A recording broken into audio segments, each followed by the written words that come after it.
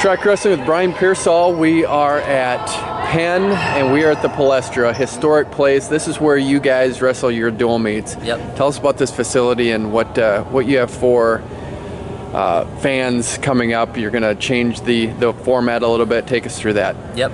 So this is a really historic arena. You know, this was actually the first arena with no obstructed views. So everywhere that you sit in here is the best seat in the house. A great view on the floor, and there's been more NCAA basketball games here than any other arena.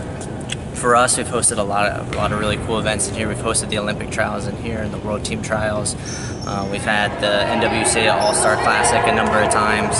We host our tournament, the Keystone Classic, every year. So this is a really historic arena and a great place for us to compete really without peer in the Ivy League in terms of, you know, home arena. So we're really grateful for that.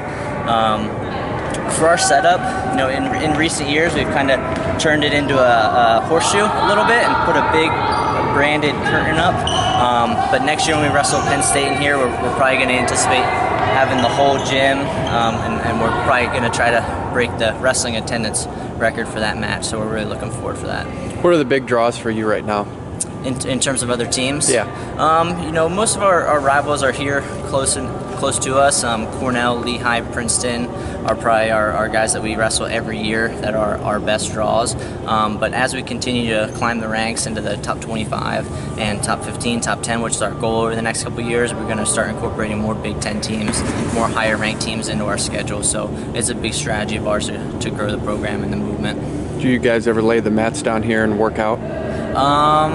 Not really, no. We don't bring the mats out here for just a practice. We do a really cool thing up campus. We call it a grapple in the green, where we take the mat out there and put it right in the center of campus, right along the walkway, and kind of grow interest in the student body because they're coming through there and watching us practice. It's pretty cool.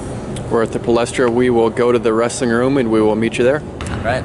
We continue our tour with Bryan Pearsall. We are right outside of the David Patrick wrestling room, and we're going to go through the locker rooms and into the wrestling room, but some cool posters right here, some of the great champions you've had through Penn. Yep, so these are kind of a couple of our all-time greats. So we have Brett Motter, who was a NCAA champion here in 2000, in the same year that Coach Slay won the Olympics in 2000. Matt Valenti, who is a two-time NCAA champion and three-time All-American for us, and then Dick DiBattista, who was one of our old-timers who actually was never beaten in college.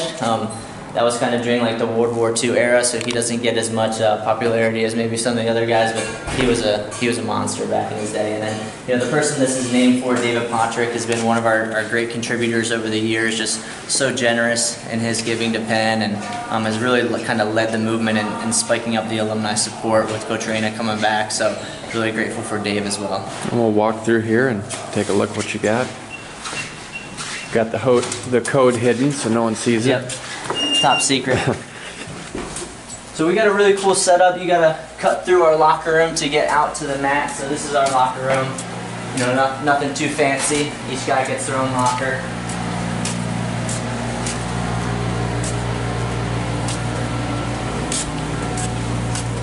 And then this is our mat room.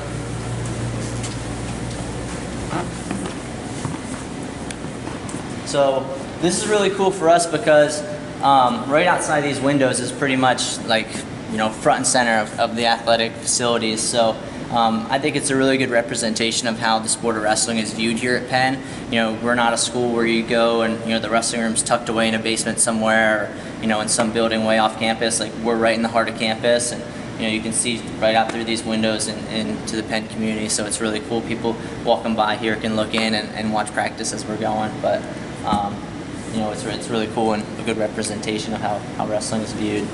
So this is our space. You know, this is our mat room. Pretty good space. We carry about 40 on the roster. So when everyone's healthy on the mat at once, you know, the room's pretty full. But, you know, as things go, there's always skin issues or someone's banged up. So rarely do we have all 40 guys on the mat at once. And then if you'll swivel around here, we'll just have you take a look at the entire space. Is it big enough? Do you feel like it's enough room then? Do you want to get bigger at some point? You know, I don't know the actual square footage of this. I'm going to guess it's about 3 mats. I think if we, you know, ever end up expanding, probably 4 mats is the right number. But another thing that we use this space for, if you see that banner right there, is the Pennsylvania Regional Training Center. So we also have our high school development for the Regional Training Center train out of here as well. We have 2 programs, the Olympic program and the development program. So on Tuesdays, Thursdays, and Sundays, we have the high school guys in here in the off season, and for those practices, we may get 50, 60 kids in here. When you have Penn wrestlers and Drexel wrestlers in the room at the same time. So those practices, normally we have to go 2 groups for live because it gets pretty crowded.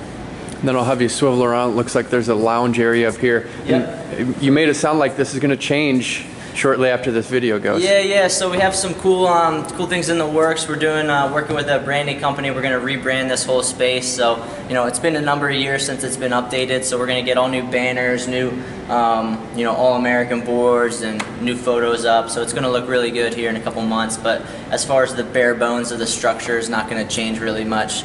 But yeah, we got our film room up here. So this is where we work out of. We may have staff meetings or individual meetings with our athletes up here, and we're really big into film, so we watch a lot of film, both reviewing our film and looking forward to future opponents. So a lot of work gets done in there.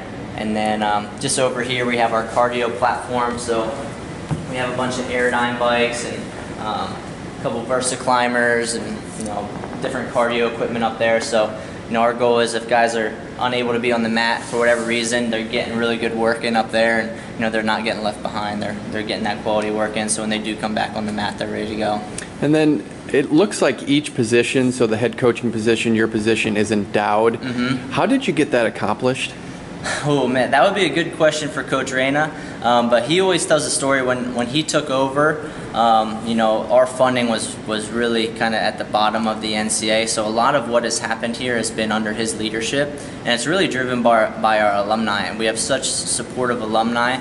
It's really just rallying those guys to get behind our cause and what we're trying to do here, because this is a really special place. When you combine the wrestling experience with the Penn experience overall, it's a really unique place. So a lot of our alum obviously have been through that, and they see the value in that, and they want to give back to that.